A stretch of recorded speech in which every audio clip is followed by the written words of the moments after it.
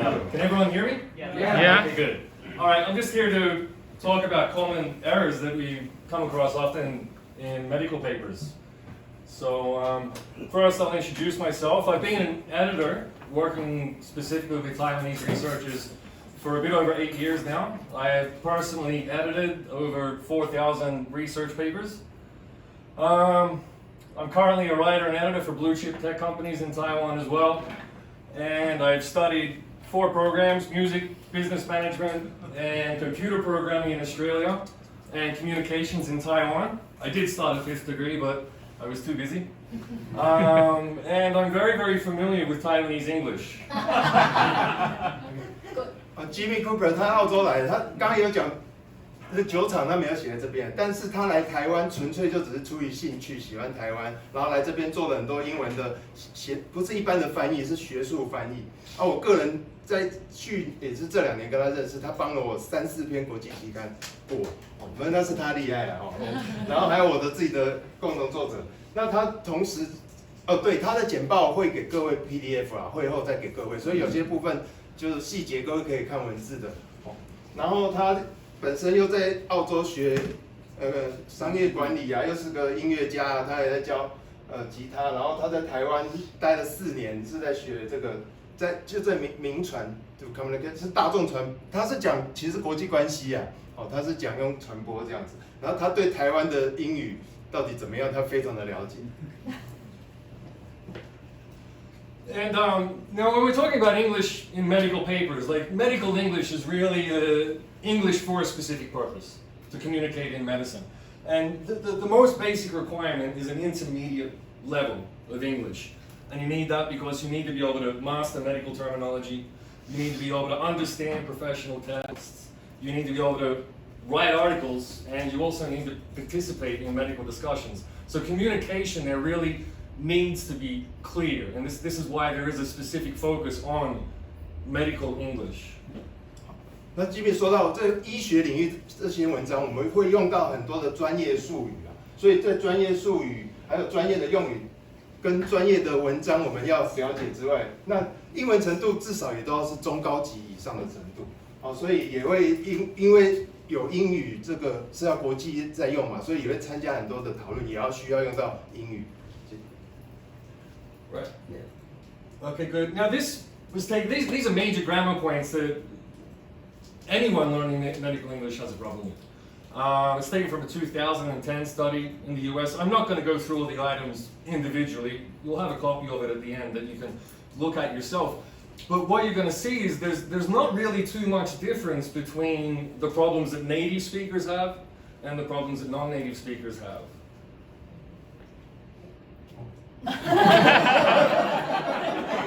Just describe this.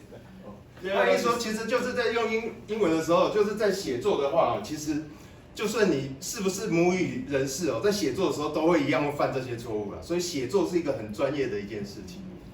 Right. Okay. Now this is more specific for Taiwan. Now I worked with another editing house for almost about 6 or 7 years. And while I was working there, they studied papers that we had in, look at the feedback we got from reviewers to see where the problems were. And the number one problem causing papers to get rejected or requiring revision is problems with English usage. 30%. It was around 30%. Research subject not being interesting, not following the journal guidelines, the figures or tables being poorly presented, or just the research didn't really have much contribution to the field. They're the 5 main reasons, but what we'll go through with the rest of the presentation is some of the key problems with English usage and writing style. Jimmy 他已经有看了1-2千篇以上的跟医学有关的，他也发现大部分的期刊会拒绝，都是因为这5大原因啊。第一个就是你用的英文不对，用的 the writing style 写的指的是说用什么 APA 啊那种格式，写作的格式不对。然后再来就是刚跟我们早上他也一直参与这个我们的工作坊，就是研究主题不对人家就不看了。再来就是你用错了就期刊要求的一些格式跟你的图片做的不好，所谓的不好是看不清楚、看不懂或者没有意义，这样人家也不会要。那最后就是他对这个领域并没有什么贡献，所以人家会拒绝。 Okay, so the top 5 English errors among Taiwanese researchers appear to be redundancy, overuse of the passive voice. Does everyone know what the passive voice is? Yeah. Yep, good. Noun-verb problems, and I don't mean noun-verb agreement instead of like plural and singular. I mean in the sense where a lot of people will use a noun where they should be using a verb because it makes the sentence a little bit shorter. Verb tense is another problem. And it and their constructions, it was, there are. If you begin a sentence like this, it's not good. 就台湾常见的5大英语写作错误，第一个是重复，一样的东西一直写重复。第二个就是用太多被动式。刚刚有说问说大家懂不懂被动式，有人说懂，很多人不懂。就常常我们就用待会他会举很多例子啊。再来就是用了一些没有non-verb form 没有说主词啊，然后用时态用错了，以前发生的事情用未来的事情，这样，还有就是用了太多 it there， 反正就是一些习惯性台湾人习惯性的用法。And I'll provide, like we'll go through each of those individually. I've got a few examples for each, but we'll just look at one example for each now because we're a little bit pressed for time. So redundancy. Now, Merriam-Webster provides an adequate definition. The part of a message that can be eliminated without loss of essential information. 他现在因为时间有限，所以他大概就会大概每个提一些范例啊。然后他说，重复的定义是什么？就是多余的用了一些多余的东西。然后他意思说这个就是把那些东西这个东西可以删掉，因为其实就算这句删掉，这一句还是不会改变它的意思。那种 gay 啦，这个概念。There's a really simple definition for words you don't need. 就用不到的东西删掉，还是不影响原意这样。Right. 那边 paper 就会很少字。待会再 like to hide this, but it's okay. 待会 Q&A 再来分享，因为他的简报有30几页，虽然是可以给各位带回去，他为了节省时间，所以都用重点讲重点。好，这个是重复的定义。So if you look at these 2 sentences, it's the exact same thing. So the purpose of this study is to explore how organizational culture jeopardizes the safety of trauma patients in the ER. Now, we can just shorten this down to this study explored. 他说红色其实可以变成蓝色，就是说本研究的目的主要是在研究，其实就是说本研究就是要干嘛？这样其实就少了，光中文就少了好几个字。And with this in mind, like you can see there's only a few words difference here, but if you have 100 sentences in your paper, and you can take 3 words out of each one, that's 300 words. So it does tend to add up. Yeah, we'll skip the next example. There, so passive voice errors. I expect you know, but in case you don't, the difference between the active voice and the passive voice. The active voice, you know who is doing what. And I did something. I conducted an experiment. The actor, the subject, goes before the verb. Does that make sense? Like she's worried. Chinese is your worry. 主动式就是说我做了什么事，所以是有个主词，然后有一个动词，就我做，这是主动式。Right, whereas the passive voice is the other way around. So we have the subject coming after the verb. An experiment was conducted by me. And I want to make a key point here. The word by. When you see something like that, by, and then you have a subject there, that's a really good sign that you're dealing with the passive voice. Yeah. 这被动式就是，我做什么东西，那个东西被我做，某个东西被我，这个实验被我做，这叫被动式。这个实验被肖立凯做，他就讲说，如果你看到一个 by， 后面有一个 by， 就是说代表肖立凯做了这个实验，所以这个实验被肖立凯做，所以这叫被动式，就是实验被肖立凯做，然后前面主动式是肖立凯做实验，这样。Right. Okay, so I won't go into this too much, but just to give you an example, the AMA Manual of Style, if you're not familiar with it, you will be eventually.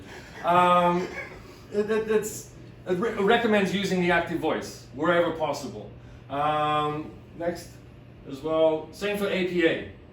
Pretty much any style guide you come across, they want you to use the active voice. There are times when you can use the passive voice, but the active voice just makes it clearer. The problem with the passive voice, I might read the sentence, but I don't know who's doing this. And then I get to the end of the sentence, and then I have to read the sentence again so that I can kind of make sense of it. That's the real reason why the active voice is so important.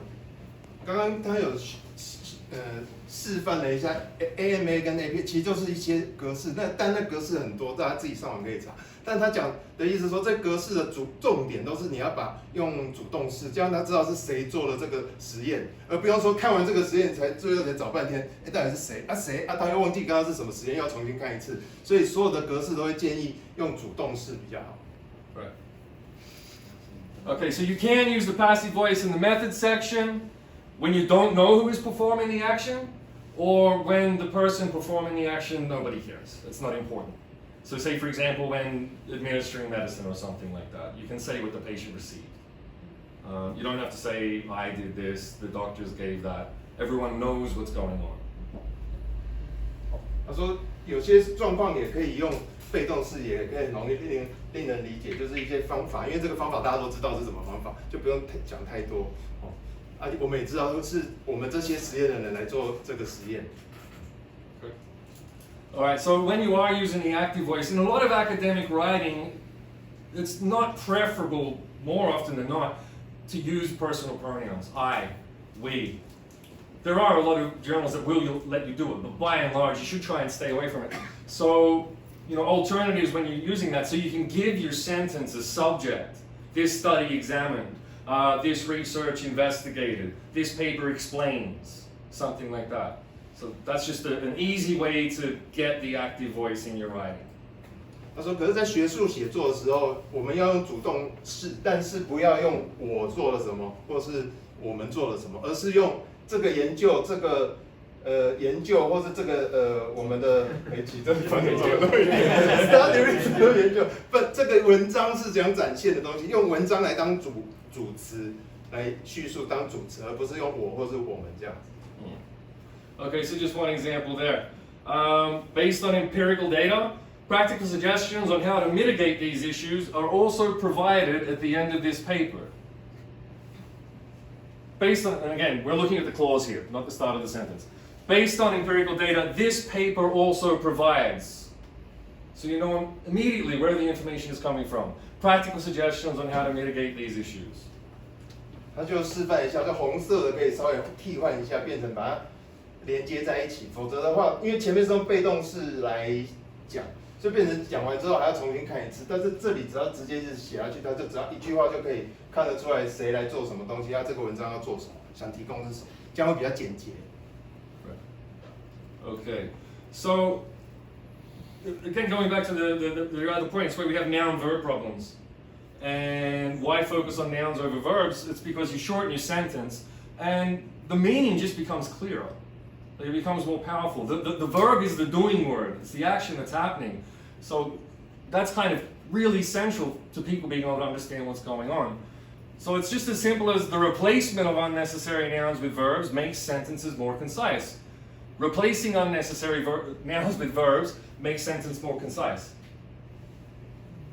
他是说，为什么要尽量用他把动词名词化，这是英语，反正就是不是只用名词，像他替换，就原来是用名词的方式，但他直接把它换成用动词名词化的结果，就大家就知道，很快就可以知道这一句就是我们要做这件事情，这样子。And while this example does seem quite simple, I've seen 50-word sentences where I've had to replace 5 or 6 of these phrases in them.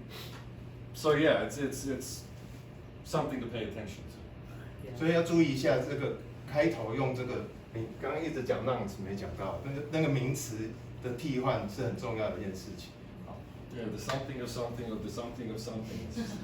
All right, so, okay, there we go. Here's just another example. How would you change your sentence? Resistance towards change impedes the implementation of these strategies. Resistance towards change impedes implementing these strategies. 因为如果我们一直这样用，会有很多 the 跟很多 of， 然后整句如果写很多，我们做的，比方说，反正就大家可以看很多文章，就其实很多那个都砍掉，都就是一个跟他前面讲的重复性有关，砍掉都不影响阅读，所以阅读测验其实不见得要阅读完。接下来 Okay, go to the next one. So verb tense problems. Okay, the two key problems that we come across with verbs is either you're changing the tense within a sentence, or just using the incorrect tense to begin with. 就动词的时态要很注意啊，大概就是这样子。待会他会有例子，有个 example。 Yeah, sure. So, you know, when it comes to using the correct tense, this present study adopts the present study adopted. Because it's something we did in the past. The study is already being conducted. Okay, the results show. The results, that should be blue, sorry. the results showed. 就是 So 我 we're 们， talking about something that happened in the 因为我 past. 们已经做了这个实验，所以应该是要做过去式。他这个忘了改蓝色了，所以这个研究显示应该就要用过去式，因为都是以前的事情，并不是现在的。 Sorry. And the key point in which tense we're choosing here, like past tense here, is because we're describing methods and results. 在讲研究方法跟结果的时候要用过去式，因为那是之前做出来的方法跟结果。Okay, so the present tense, where you're describing what is known, everybody knows it, or if you're describing the implications of what you found in your study. So because high fever indicated infection, I mean, high fever indicates an infection, it's just a fact. So there it should be the present tense. These findings implied, it should be these findings implied because we're talking about what the findings mean for the future. 然后有时候要用现在式的时候，就有分两块，比方说发烧这个状况叫做发烧，这个一直都知道嘛，所以可以要用现在式，而不是因为我们的研究才发现发烧会发烧，要用现在式。另外一个就是因为我们的研究结果有可能有潜在的未来研究，所以就可以用现在式。我们的研究结果发现未来可能会有什么状况，所以可以用现在式。So there, research establishes 3 characteristics of uninformed organizations, including healthcare organizations. And again, we're talking about, this is basically looking at past research. So research has established, it's the past tense, it's already happened. Now, there's one interesting point here. There are some fields that do prefer the present tense in everything, particularly economics, for example. Economics. 机构 Right. But apart from that, economics and mathematics are 2. Outside of that, when you're talking about past stuff, it's past tense. 大部分的研究都是用过去式的，除了经济跟数学之外。We move from that. It and their constructions. It just adds unnecessary words to the sentence. And again, it's one of those things where if it happens 3 or 4 times in a long sentence, it becomes difficult to read. 他说用的太多这个话，怎么 it there， 反正这样会变得文字又太多了。待会我最后会跟各位讲为什么要缩减文字，在 Q&A 再来讲。And this is something that can happen at the start of the sentence or the start of any clause, really. So we'll just look at the second clause. It is important to identify those factors that can mitigate the risks. Identifying factors that can mitigate the risks is important. It just takes a few words out of the sentence, and over the entire paper, it takes a lot out. It makes the sentence itself easier to understand. 他说可以把这些句子都可以变成这个缩短，除了可以减少重复性之外，就把刚刚的名词动词化，然后这样子就可以让大家很明确的知道主词是谁，动词是谁，结果是什么东西。Okay, so the key points, like out of everything that's just been discussed, if you can remember these 5 things, your writing will be better. Okay, you want to remove redundant text, words that just don't need to be there. You want to use the active voice over the passive voice. You want to replace noun phrases with verbs. And don't start sentences or clauses with it is, there are, just state what it is. And it'll be much clearer. This is final slides. Oh, yes. 哦，终于了哈。他说最重要的就这5个点，第一个，重复的文字就尽量把它拿掉，然后用主动式，少用被动式。然后呢，对的，然后动词名词的部分可以用比较强的动词来说明它，最后要让你的时态一致啊，哦，最后的最后就是，反正他说什么把 it 类拿掉，其实也是要把文字变得更精简，讲重点，这样子。OK， 好，反正 Yeah. Anyone has any questions? 有任何的问题吗？ It's like a Taiwanese classroom. All silent. 像我们有时候写，你可以直接问英文，我们翻译都可以。我也翻不出来，所以我还没有讲。就是我们有时候写一些东西，我们为了要凑字数，就是如上图所见，或者是由上段文字而说。